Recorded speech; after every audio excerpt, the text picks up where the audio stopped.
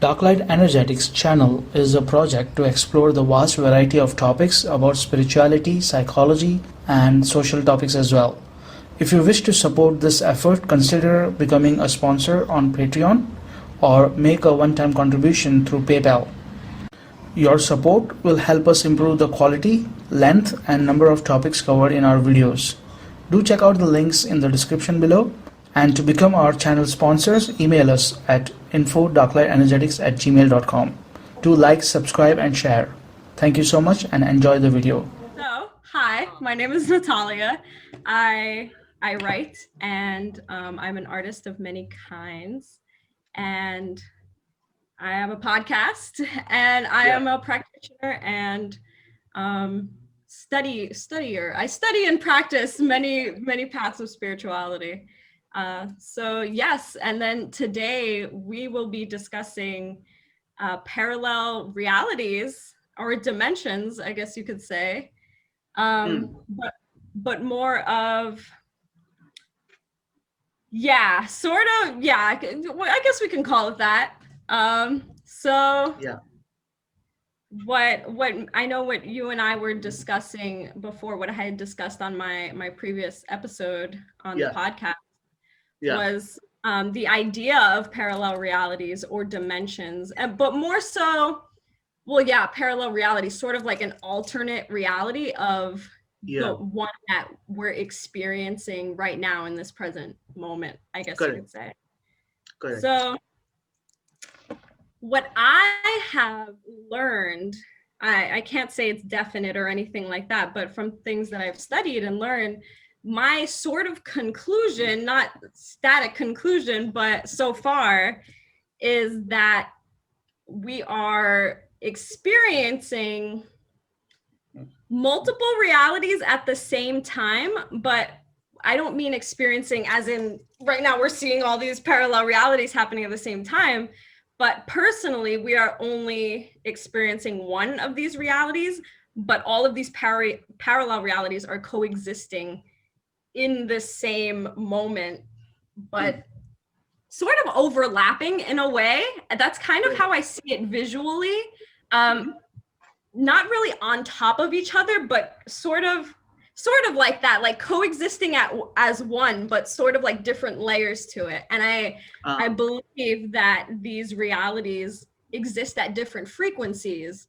So in order for us to be in one of these certain realities, we have to be on one of those frequencies or whatever sort of energetic frequency that dimension or reality exists on. So the topic of quantum leaping came up because I hear it a lot in manifestation and law of attraction topics about how we can quantum leap into our ideal reality or our dream reality. So it made me think, okay, like what is this quantum leaping that everybody is just throwing the word around?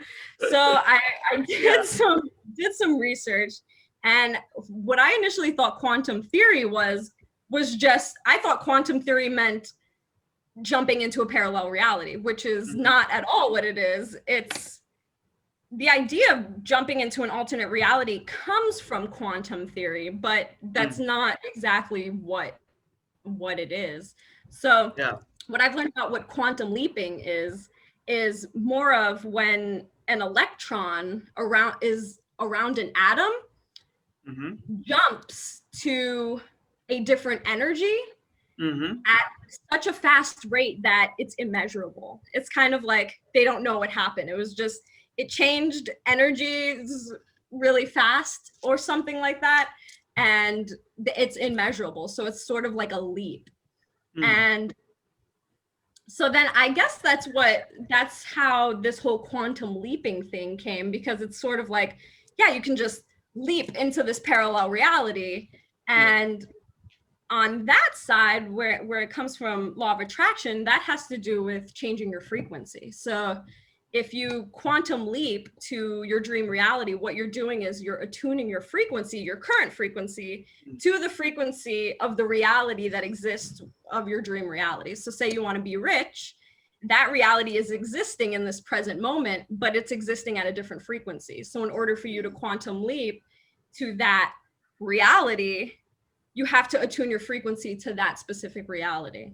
So that's sort of what I got from combining the talk about quantum leaping into what quantum leaping actually meant, which pushed me down a huge rabbit hole, which brought me to many worlds probability and the double slit experiment, which me and you were planning on discussing. That's the main key, right? That's the main key. Yeah.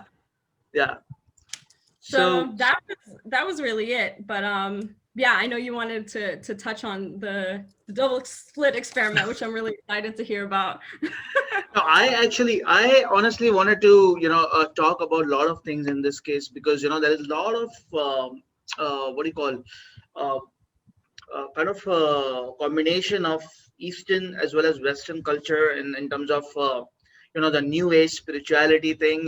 They have mixed up a lot of things, and it kind of creates a carrot, so that you constantly, anybody who is into spiritual seeking, they constantly try to enhance or raise their vibration. Let's say, for example, the example of wealth consciousness, right? Now, wealth consciousness, what does it mean? Wealth means everything that you have, whatever you have, okay? Even if you have your physical body in proper shape, and if it's walking and talking, right? That also it's a wealth in itself, right? Wealth doesn't necessarily mean Lamborghini cars or, what do you call, villas and luxurious villas and all those things, right? Yeah, wealth is also those things that you already have. But because of certain theories, what happens is many times it deviates the seeker from the path, because then you're constantly trying to raise your vibration, right? Or raise your consciousness in that sense, right? Or frequency. So what is the key over here? Now, let's say, for example, let's go back to the double slit experiment. Okay. So first of all, the viewers who are joining us, guys, if you don't know what is double slit experiment, you don't need to, you can do your own research on YouTube or whatever, on Google. But end of the day, what we are going to show here in this video is basically how it relates with spiritual teachings as well, and how our spiritual teachings already knew all these things. It's just that, the science, the so-called science that we know as of now, is trying to rediscover that, basically, right? Yeah. So if you understand the double slit experiment, now we all are made up of atoms, right? Now, if you go inside the atom, what is there inside the atom? There is neutron, electron, proton, right? The same neutron, electron, proton can be related with the Trinity, what we call, the Trinity in any religion, or in Vedic Sanatan Dharma, we call it Brahma, Vishnu, Mahesh, right? So that Brahma, Vishnu, Mahesh is that electron, neutron, proton. You can say that. But if you don't want to mix those things, let's go beyond that. If you go beyond electron, neutron, proton, what do you get? If you go deep down, you'll get something known as quarks, right? If you go further deep down, inside the quarks, there is vacuum. So if there is vacuum inside, how is it shaping things? How is it functioning like this? So of course, the answer is frequency. But then from where does the frequency come from? What is it that is ruling or judging those frequency, or making them act in a particular manner? You see, that is where it goes back to your Akashic records and a lot of other information that is on a very submolecular level, right, or a subatomic level. Now, if you understand the double slit experiment, if you as you know that in double slit experiment, if you shoot the atoms or the molecules in a particular manner, then it creates a particular pattern, right? Now, if you add a witness to those things, the patterns change, right? And that is the catch, and that is what we are going to discuss in this video. In Bhagavad Gita, they call it Shakshi Bhav, which is in Western culture nowadays. It's also in New Age spirituality. They call it witness consciousness. Right? Witness consciousness. So they ask you to create witness consciousness. But the problem is, they ask you to create witness consciousness. So the witness So that the mind creates a witness consciousness. Okay, so witnesser witnesses the witnesser, witnesses the witnesser. It is a never-ending game, because it's you're using the mind to witness the mind. You see, that is where the whole screw up. Yeah, it gets screwed up there, because you cannot use the mind to transcend the mind, Mhm. right? You have to go beyond the mind. And what is mind? Mind is everywhere. Yeah. so so coming back to the double slit experiment. So the moment you witness anything, right? The moment you witness anything, the pattern changes. So same thing is applicable for everything which is going on inside within us. So let's say you're having anger, for example, you're having lust, or you're having jealousy, or any of those so-called negative emotions, for example, right? Now the problem is, with most of the spiritual people or religious people, they assume that once you are awakened or enlightened, you're not going to have those things. It's not like that. You'll still have those things. You see, people assume that we'll be happy, we'll be joyous all the time. No, you'll still have the same things. It is just that the way we respond to things, it changes, right? So once somebody has become awakened or enlightened, the way you respond, that changes. And how does that change? The subatomic particle, the submolecular level changes, because you're attuning to witness things. When I say witness, not by creating witness consciousness, but you actually you start being. So that's why we focus more on being. You see, so at Dark Light Energetics, we have this tagline. We say that from becoming to being. You see, because when we create a kind of an impression or a kind of a personality which witnesses whatever is going on inside, yeah, so that is becoming, because you are trying to become something. You are trying to become the witnesser, right?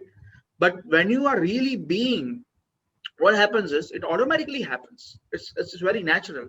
In the state of being, what actually happens is you are being neutral, right?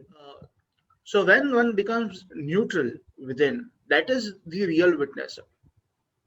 Mhm. Okay, so the key over here, as per the Bhagavad Gita or any other holy book, if you take, the crux of it is, whatever is going on inside, you have to become neutral. Now, what is it to become neutral? Non-judge.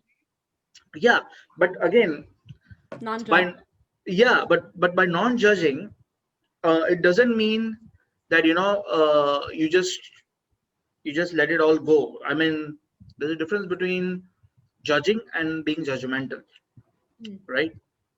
But when it comes to the things which is going on within, let's say you are having anger, for example. Now many people say, I've seen a lot of memes online, right, that somebody asked Lord Buddha what you lost after meditation, or what you gained, or something like that, and Buddha says that I lost my anger, I lost my jealousy.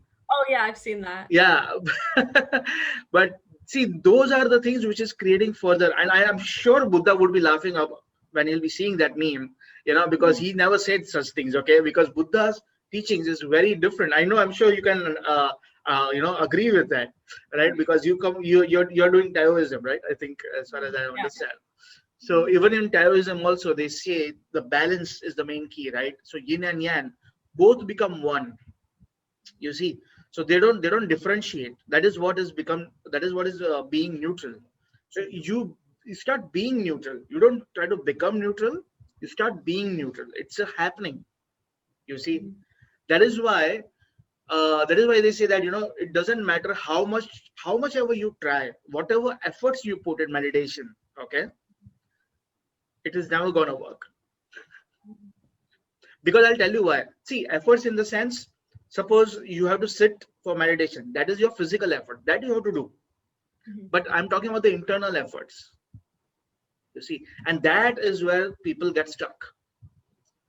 So when we say the double slit experiment, for example, the witness observes, the observer observes the observation, and the act of observation, you see, that transforms. So similarly, when you have anger, for example, if you just sit stable with stability within and with neutrality within, you observe. So the energy is not lost, you see. So energy is not lost. You become more stable. You become more intense, not serious, but intense. You see, once you become intense, there is no energy loss. There is no combustion, and there is just the fire within. And in that fire, this there is this transformation that happens. Now, when I say transformation, it doesn't mean that if you're angry, you will become non-angry or you go into euphoria. No, that is not the case. It's not about opposites. Mhm. It is just that your energy will not get lost. Mhm. You see, that's why you must have seen in Indian culture, you must have seen that Lord Shiva or Kali, they are all furious gods, Mhm. right? Because it's not about just physical anger or mental, psychological anger. It is just that we embrace everything. It's the true spirituality is all about inclusivity. It's not that I don't want to be angry, I don't want to be jealous. You can't exclude those things, right? Can you exclude electrons? You say that I don't want electrons, I just want protons and neutrons. Can you do that? No, right?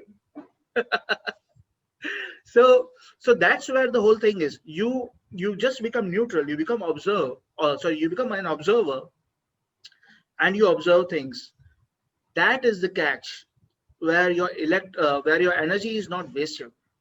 Now I'll give you another spiritual example so that it will make more clarity to people who are watching. uh, you must have seen a lot of memes, or a lot of phrases online which says you need to fight with yourself to be the best of you, Mhm. right? Mhm. Or I am a spiritual warrior. Let me ask those warriors, who are you fighting with your own mind? I mean, with Mhm. yourself?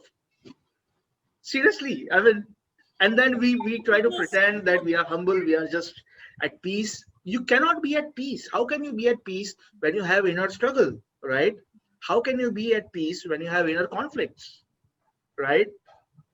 So there is this, okay, so this is how it happens. Okay, there is this warrior within me who is slashing and slaying all the so-called negative sides or the so-called dark sides within me. Do you think it will ever end? Right? It's never gonna end, right? It's never gonna end. So the whole point is that is also a psychological game, a mind game which everybody is playing with themselves, unfortunately. And in that struggle to become good or to become more spiritual, more sacred, right? And more high vibrational, for example, in that whole struggle, you actually decrease your frequencies rather than increasing your frequency. Mhm. See, even though they may feel that I'm peaceful, I'm feeling bliss, that bliss is just, it'll just go away like that. But it's temporary. It's not real, right? Bliss is a state of consciousness which comes to you, and it stays most of the time. It stays for a longer time as you stay with your inner neutrality. Because when you're neutral, like I said, the energy is not wasted, right? So the whole thing over here is, let's say we have a lot of values and beliefs which are inculcated in us throughout our childhood and till the time we are whatever age we are, right? So now those values are ruling you, those belief systems are ruling you, right? Now I don't need to go on belief system because you know how it is, how it works, how beliefs work, right? But if we speak about the morals and all those things, what happens is there is this division which is created within us, which is sacred and profane. So we judge like that, right? We say this is sacred, this is profane, this is good, this is bad, right? Like I said, I am not talking about external things, I'm talking about internal things here, right? Externally, we have to call a spade a spade. We have to call a black black. You can't say that that is white externally. But internally, when we judge these things, right? So say for example, a snake eats the frog, for example, okay, and you are the observer over there, what will you do? Will you save the snake or will you save the frog? Neither. But that's exactly the response. That's true. Because if you save the snake, I mean, if you save the frog, snake will go hungry, right? Hmm. I mean, so when we see this observer pattern, right, or the witness consciousness, the whole thing boils down to our own self in the sense of the neutrality, right, or what we call as a Shakshi Bhav in Sanskrit. So how will you do that? Is just becoming more and more intensely aware of what is going on. You Mhm. see, so people say, okay, let me meditate. So it's not just about meditation. It's also about introspection and contemplation, not speculation. Mhm. Rather, introspection in the sense what is exactly going on. So let us say, if somebody tells you something and you are being affected with that, okay, for example, anything. Now, what is going on in that moment? There is a lot of things which a lot of there is an emotional slur that happens, right, within. Now, definitely it affects your physical body, your other all the other seven different bodies that we have, and on a submolecular level also, right? So I'm sure you must have seen this thing that by meditation or by blessing, the molecular structure of water changes, Mhm. right? Right. So same thing happens with us within us.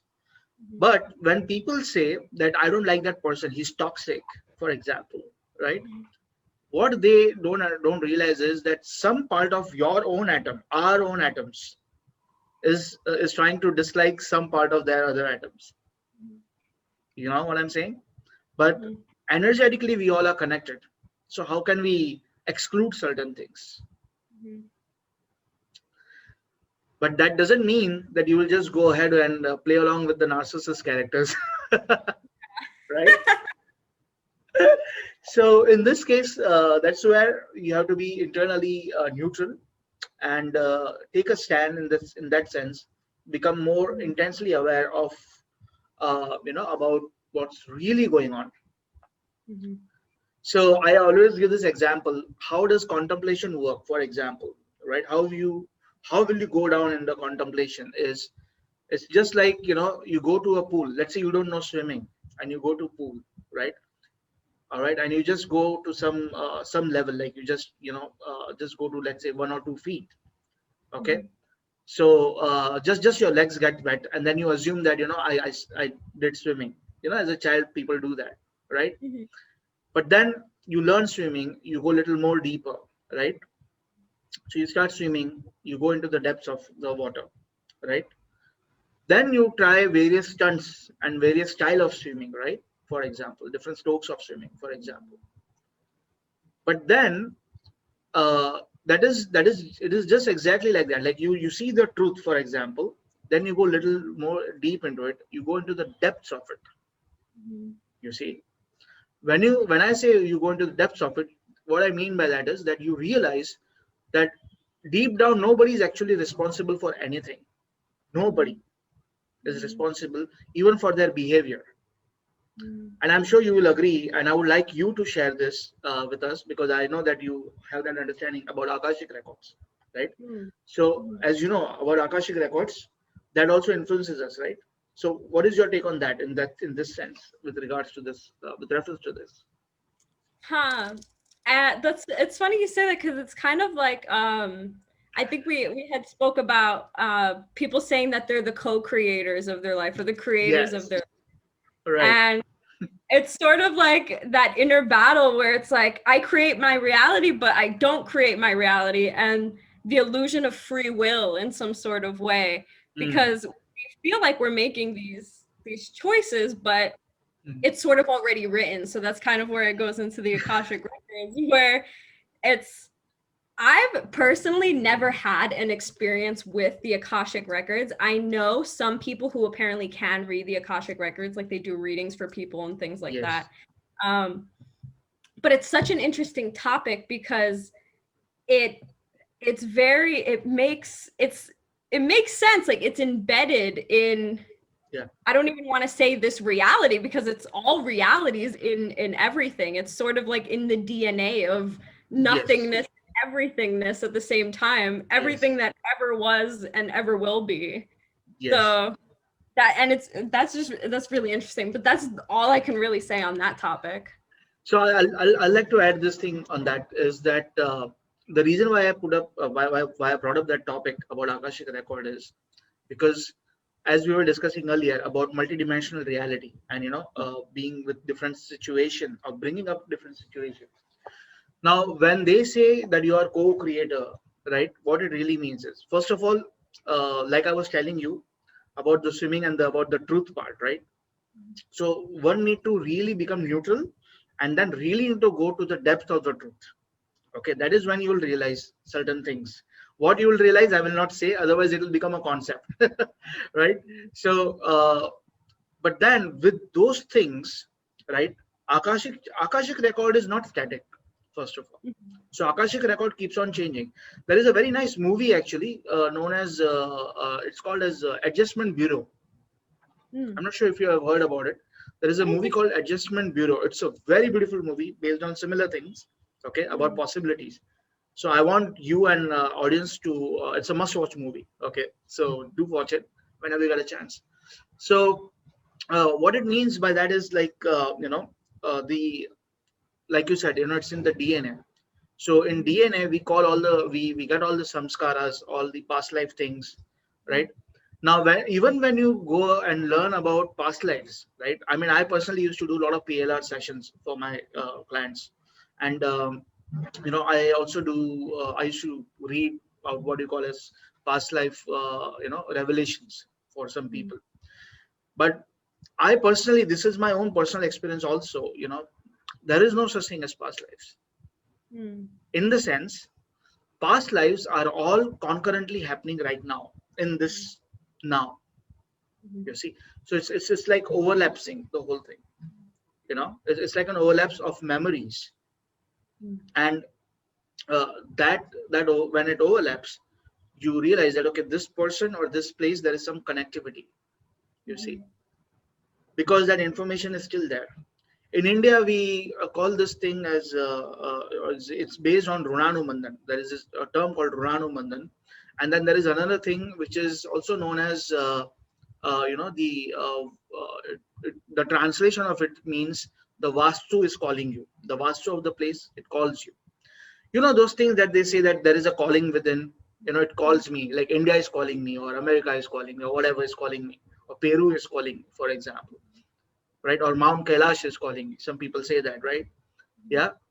Or Jews say that, Jerusalem is calling me, for example. So whatever. So that calling is actually, it's there. It's just that, from within you feel certain attraction toward a particular place, not based on your beliefs, but you just feel connection. And there are precursors in everybody's life. Okay. We all keep on getting precursors, or what you call as signs, right, throughout our life, so that we can connect the dots and we can pursue those callings. Now, because of the work and the job and all the things that we do in education system, thanks to that, we have all forgotten all those things. Nobody teaches us that, right? In fact, about your own calling, right? So that's the unfortunate part. I mean, because people don't realize what is their own calling. But when we speak about atoms and on a submolecular level, it is the same thing. It is the atoms of particular place, or the energy of particular place, which is calling you, so that you go there and you resonate and you continue what you're supposed to do on this planet. Because if you understand Akashic records or any other things here, like any other religious scripture, they all say that, most of them, they say that there are certain things which are predestined, right? Or there are certain things why you are here at first place. Now, I know many anti-natalists will say there is no such thing as purpose of life. There is no such thing as purpose. Well, everybody has a different belief system, but based on spiritual experiences, if you really are spiritual in true sense, you will know, uh, how these contracts or spiritual contracts work, right? Basically. But then there is another catch over here. Like, people say that you have chosen everything. It's you who have chosen everything, and it is you who are responsible for whatever is happening.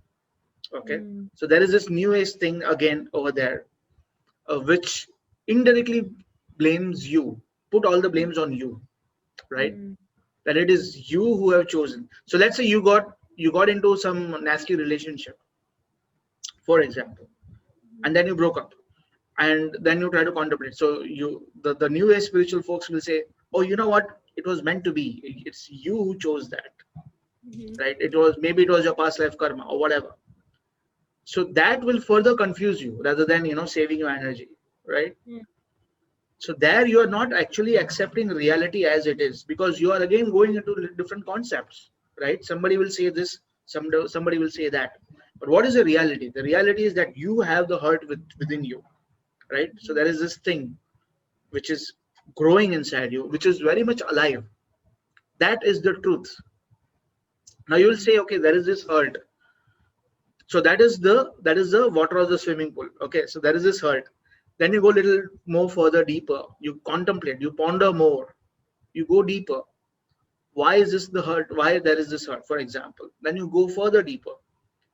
That's how contemplation works, and that's how your energy actually transforms. There is no other way to transform energy. There is no other way to transform energy besides contemplation and meditation. You see? So no matter how much witness consciousness you become, right? You become a witnesser. A witness will witness, and again you will witness. Okay, let's say you start witnessing things. Let's say I create a witnesser, for example. A witnesser is watching whatever is going on within. Okay? So whatever is going on within, right? The observer is observing the observed, and the observed is also observing the observer. Right? Because it's a two-way thing, right? It's a two-way thing. So the observed is also observing the observer, according to double slit experiment, right? So the observed is also observing, and then again, so this also become witness in that case. So the witness become a witness. Witness is the witnesser. So it's a never-ending game. You see, that's why if you can't create a witness consciousness. That's why you have to really be into that, and that is where gradually you become one within, because the observer, the observed, and the observation all becomes one. So if I have to put it in a spiritual sense, you, your path, your guru, your God, everything becomes one, right? So there is no differentiation then. There is no this thing at all in this, and that's when you really discover unity consciousness, or what you call internal oneness or cosmic oneness. But then your expansion starts. So as you become more neutral, more intense, right? There is an expansion which happens gradually. So you become one. First, you become one within. Then you start becoming one with different things in the world, with people. Okay, and then it's a never-ending journey. Then what happens is a natural phenomena. That's where your consciousness expands. I will not say consciousness grow, because consciousness is exactly how it is supposed to be. You see, within us also, consciousness is exactly how it is supposed to be. So we are all perfect at the right moment, at the right time. It is just that some people go off track of the Akashic records, or whatever the so-called divine plan is, because if you're not able to resonate with the frequency, you will go off track, right? So that's what we call as that this person is following the mind, is not following the heart, basically, right? So that is a different topic altogether, because if we go on onto that topic, it's a very elaborated topic. I mean, it's a very deep topic, because if I ask what is an insight or what is an intuition, is it your thought or it's really your intuition? You see, that is where this whole neutrality affects us, because when you become neutral, really neutral, you become little, there is this silence, there is this what do you call as bliss, for example, right? But it's only that you have to really become neutral, real, you see. So if like I was giving you the example, if somebody tells you something, right, and it affects us, of course it affects us if somebody is speaking something negative about us. But then if you ponder deep, then who is it that is really getting affected? Mhm. You see, the same thing is on the opposite. People say that I am a light worker. I am here to bring the change. Wait a minute, who are you to bring the change? Who is it that is bringing the change, and why? Why do you want a change at first place, right? You see, it all boils down to that exclusion factor. It's like, okay, I want to bring a change, I want to bring a shift. Why? Oh, I don't like whatever atrocities are going on. Okay, fine. Can you control it? No, right? You can't control it. Then they will say, no, no, let me pray. You see, so those are various levels of the different types of things which are there, which is actually creating hurdles in one's growth rather than real actual transformation. Mhm. You see, so the double slit experiment is one of the best thing actually that people have discovered. But only thing is that they don't know how to relate that with spirituality, or on a very physical level also, in that sense, right? Let us say, I'm not sure if you have heard about Vipassana. Have you heard about Vipassana meditation? I have, yes. So Mhm. if you understand Vipassana meditation, that is also the same thing. You sit for meditation and you observe. You Mhm. observe everything that is going on within, you see. Mhm. And then let's say when you sit for meditation, or you just sit and you see what is going on within in your body, right? So let's say for the starters, there will be pain in the back or pain in the knees when they sit, right? So you observe the pain, you become a witnesser of the pain. The pain is gone gradually, Mhm. right? But if it still pains, then you really have to show the doctor if it if it consistently pains, right? But I'm just saying, I'm just saying, so that's how it happens. I mean, really, if you witness the thing really, whatever, even the other pain that we say, let's say if somebody hurts you, you have the pain. I mean, you really need to go to the depth of it for that, right? Once you go to the depth of it, even that pain, so-called pain, will transform itself. That is why at Dark Light Energetics we always say that we don't teach or preach to forgive people. You don't forgive people. Okay, forgiveness is a happening which happens. It is a natural thing. The right now the problem is that they have, many people, they have read somewhere that, okay, you must forgive, you must have a big heart, because of the religious conditioning or spiritual conditioning, right? They think that if I forgive, I'm a very nice person. Right? So in order to become nice person, I need to pretend to forgive. Mhm. Right? That forgiveness is not natural. Forgiveness becomes natural when you really go to the depths of your hurt. Mhm. If you are hurt with something, you stay with the truth that, okay, this is what it is. And then something strange happens. And then out of that, the state of forgiveness happens. It's not that you forgive, right? Mhm. Because who are we to forgive, Mhm. right? I feel like that's sort of how I've worked through a lot of, I don't like trauma, I guess, but mostly trauma, but internal feelings that I didn't really know why I felt these type of way towards certain things or certain people.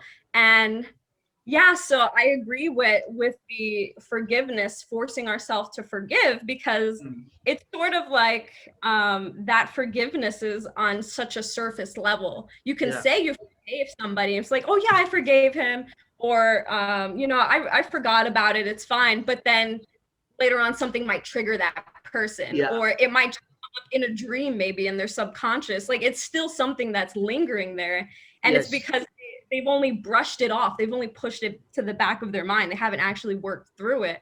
And I Mm. found that a lot of my working through these things personally have been through contemplation and Yes. sitting with myself, and I love the whole topic of neutrality, because that's sort of how of course I see things, and but to the aspect where it's sort of ridiculous, where people are like, come on, you have to say if like this is good or bad, and I'm just like, it just is, I don't know what to say. But yeah, definitely with that, I've sat with a lot of things, and just, okay, if I'm upset at this person, why am I upset at this person? What did they do to me that I'm upset about? And then how does that make me feel? Well, is it hurting my feelings? Is it hurting my ego? And why is it hurting my ego? Do I want to be a certain type of person that they're making me not to be? And it kind of just breaks down, and I break every single down to the point. And I've talked about this in a recent episode.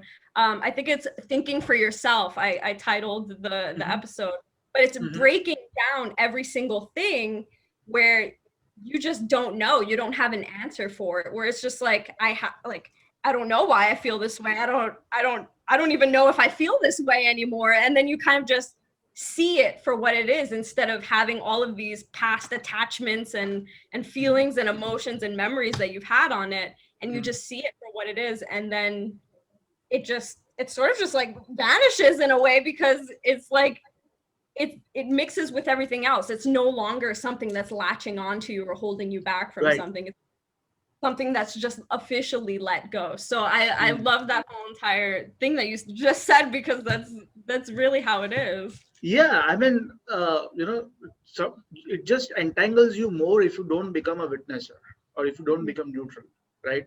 It gradually snowballs. It has a snowball effect, you see.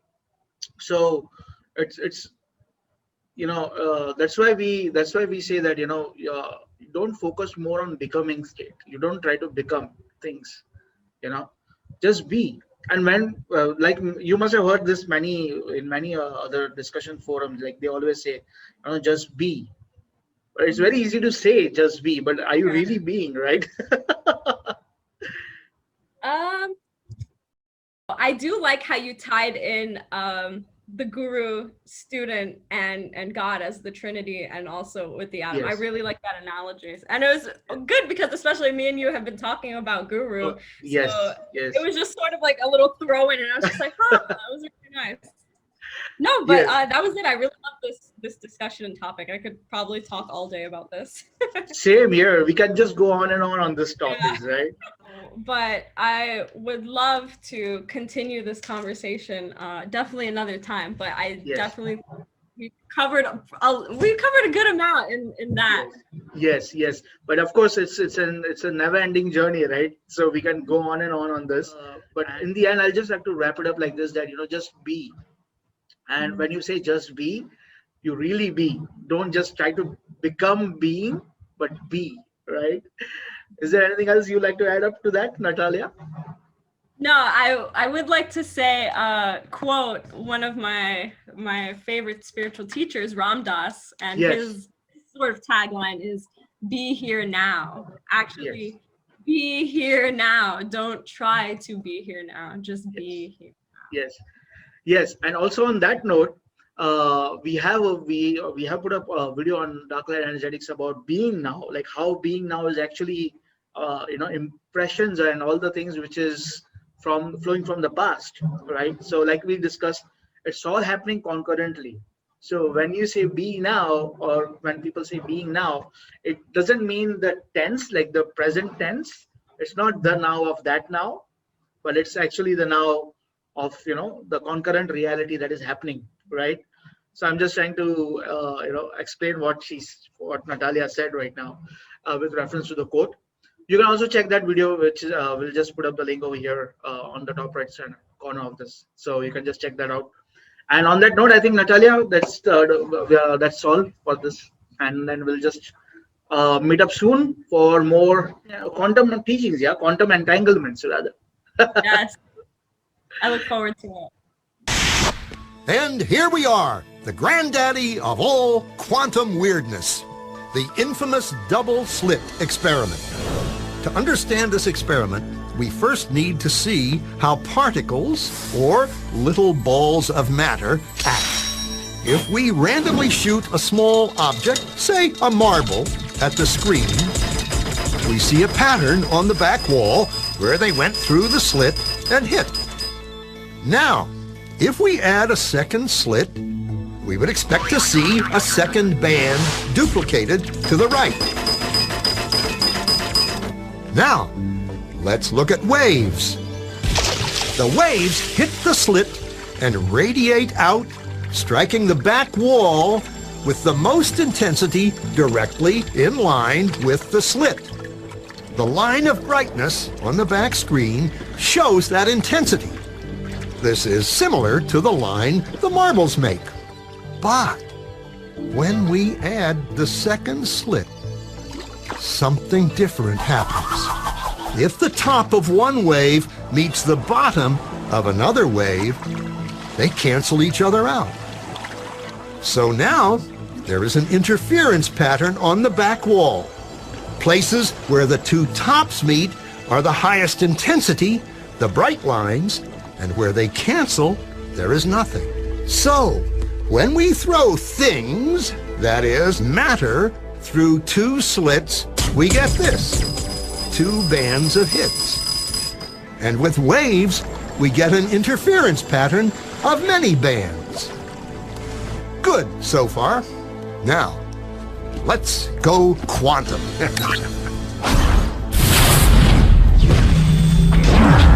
An electron is a tiny, tiny bit of matter, like a tiny marble. Let's fire a stream through one slit. It behaves just like the marble, a single band. So, if we shoot these tiny bits through two slits, we should get, like the marbles, two bands. What? An interference pattern! We fired electrons, tiny bits of matter, through. But we get a pattern like waves, not like little marbles. How? How could pieces of matter create an interference pattern like a wave? It doesn't make sense. But physicists are clever. They thought, maybe those little balls are bouncing off each other and creating that pattern.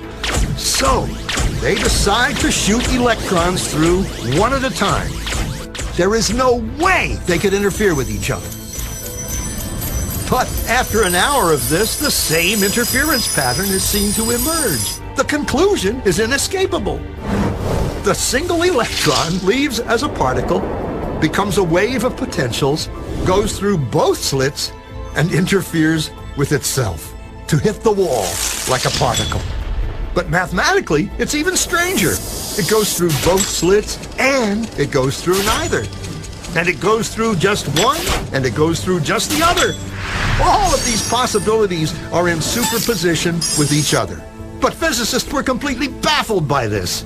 So they decided to peek and see which slit it actually goes through. They put a measuring device by one slit to see which one it went through and let it fly. But the quantum world is far more mysterious than they could have imagined. When they observed, the electron went back to behaving like a little marble. It produced a pattern of two bands, not an interference pattern of many.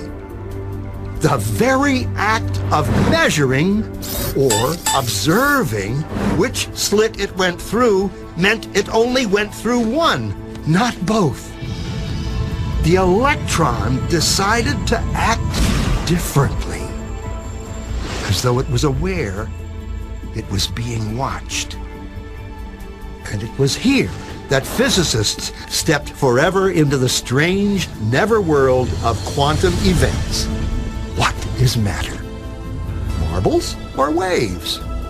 And waves of what? And what does an observer have to do with any of this? The observer collapsed the wave function simply by observing.